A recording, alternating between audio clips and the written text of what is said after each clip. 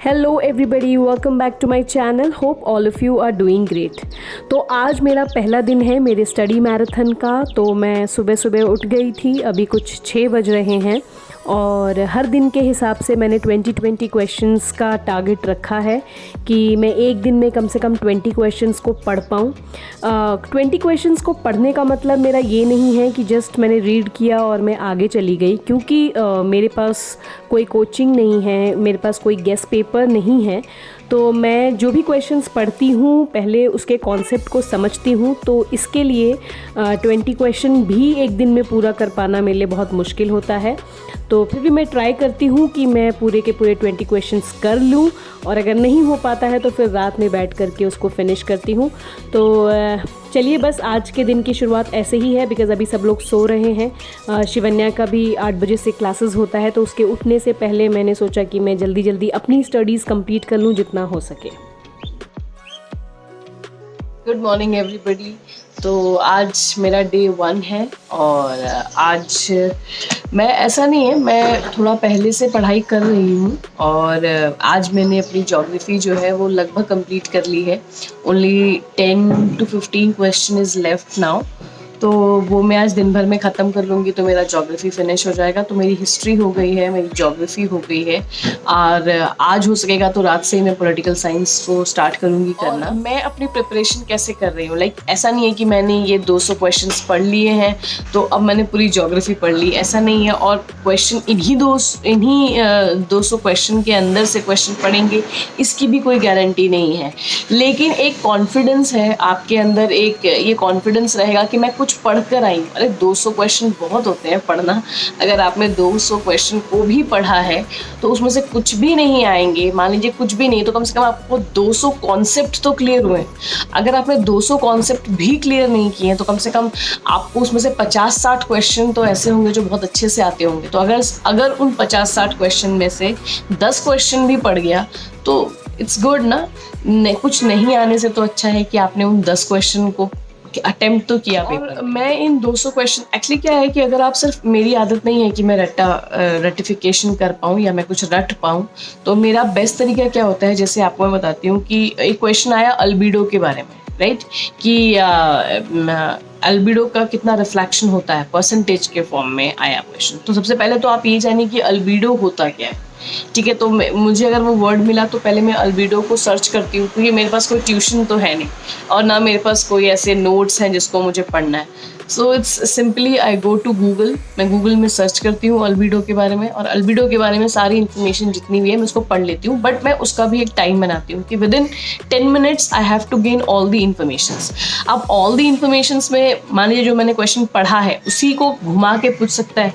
मैंने परसेंटेज पढ़ा है बुक में, उसमें पूछ लेगा कि अल्बिडो होता क्या है, ठीक है, और अल्बिडो अगर घटेगा तो क्या प्रॉब्लम होगी, अल्बिडो अगर बढ़ेगा तो क्या प्रॉब्लम होगी। तो अगर आपने अल्बिडो को बहुत अच्छे से पढ़ा है, अल्बिडो को आपने समझ लिया है, तो क्वेश्चन कहीं से भी आए आप उसका आंसर कर सकते हैं। तो मेरा क्या हुआ, मेरा एक अल्बिडो का टॉपिक प्रिपेयर हो गया। अब मान लीजिए दूसरा क्वेश्चन आ गया आपके पास भाभर, तराई और भंगार और खादर सॉइल के बारे में।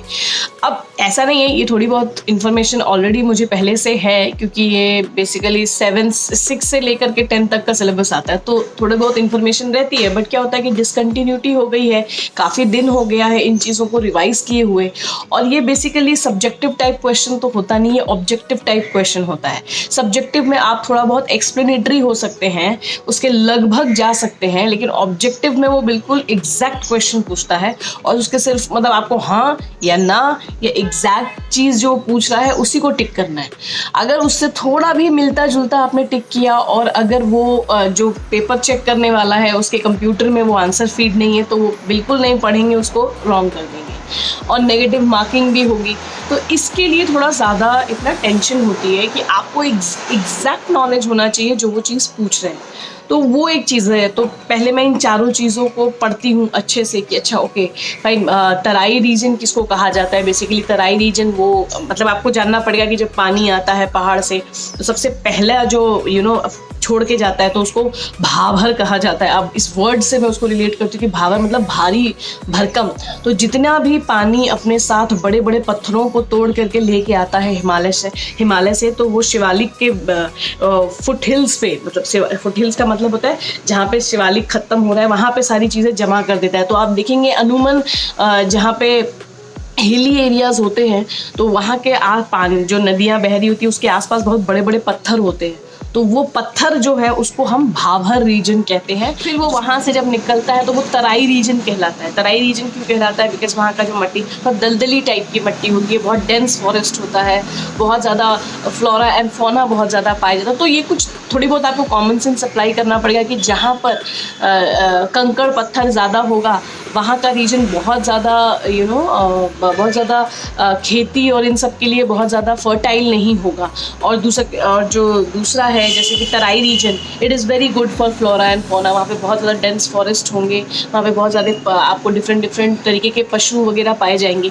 तो ये कुछ अब उसके आगे अगर आप बढ़ेंगे तो आपका भंगार और खादर सॉइल आता है। तो भंगार किसे कहते हैं? तो भंगार को आपको रिलेट करना, तो भंगार मतलब क्या होता है? जो आपके घर में सब मतलब जो पुरानी चीज़ें पड़ी होती हैं। तो भंगार सॉइल, क्योंकि सॉइल का फॉर्मेशन अभी शुरू नहीं हुआ है, वो बहुत सालों से होता आ रहा है। तो भंगार सॉइल जो होते हैं वो बहुत पुराने सॉइल्स को माना जाता है। और खादर सॉइल जो होते हैं, खादर मतलब आप खाद से रिलेट कर लीजिए कि खादर जिसके अंदर आपने बहुत ही न्यू सॉइल है, बहुत ही फर्टाइल सॉइल है, अभी नया फॉर्मेशन हुआ है, तो that is called khadar soil. तो this is the way that you can read any question. सिर्फ आपको वो उसने कुछ और पूछा है। The question basically ask which of the following is characterised by excessive dampness with a thick forest and a variety of wild life. ये उसने पूछा है और उसने आपको 4 ऑप्शंस दिए हैं, भाभर, तराई, भंगार, खादर। तो जैसे मैंने आपको बोला कि बाकी सब तो नहीं, लेकिन तराई रीजन ऐसा है जहाँ पे बहुत ज़्यादा डेंस फॉरेस्ट होते हैं, बहुत ज़्यादा वाइल्ड लाइफ रीजन ही ऐसा होगा जहाँ पे डेंस फॉरेस्ट और वाइल्ड लाइफ पाया जाएगा। तो वो रीजन को मैं टिक करूँगी। तो अगर थोड़ी भी मुझे इन्फॉर्मेशन है और थोड़ा भी मैंने कॉमन सेंस अप्लाई किया है तो I can do all these question. So इसी तरीके से मैं पढ़ाई कर रही हूँ। तो आज मेरा पहला दिन है। आज मेरी ज्योग्राफी ऑलमोस्ट हो जाए, भगवान करे, क्योंकि बहुत कम समय बचा है मुझे। आज मैं अगर ज्योग्राफी कंप्लीट करती हूँ तो मुझे भी पॉलिटिकल साइंस करना है, उसके बाद मुझे इकोनॉमिक्स करना है और हर एक में मुझे 200 क्वेश्चंस को सॉल्व करना है। एंड उसके बाद से जो भी पिछला पढ़ा है उसको भी रिवाइज करना है। उसके बाद मुझे करंट अफेयर्स करना है। तो बहुत लंबा सिलेबस है, आई डोंट नो, लेकिन मुझे इतना मालूम है कि मैं पूरा पढ़ के बैठूंगी एग्जाम में। अभी आए चाहे ना आए वो that is a different thing, pass करूँ चाहे ना करूँ that is a different thing, but will go with a full preparation. तो आज का मेरा वीडियो यहीं तक था, क्योंकि अब मेरा वीडियो सिर्फ मेरी स्टडी से रिलेटेड आएगा। तो this is day 1, my geography का preparation almost finish. So hope कि कल जो है मेरा आपके साथ जब मिलूँ तो मैं पॉलिटिकल साइंस को लेकर बैठी हूँ। तो बस आज का वीडियो यहीं तक था। होप करती हूँ कि आपको मेरा वीडियो अच्छा लगा होगा। अगर अच्छा लगा तो प्लीज़ मेरे चैनल को लाइक और सब्सक्राइब ज़रूर करिए।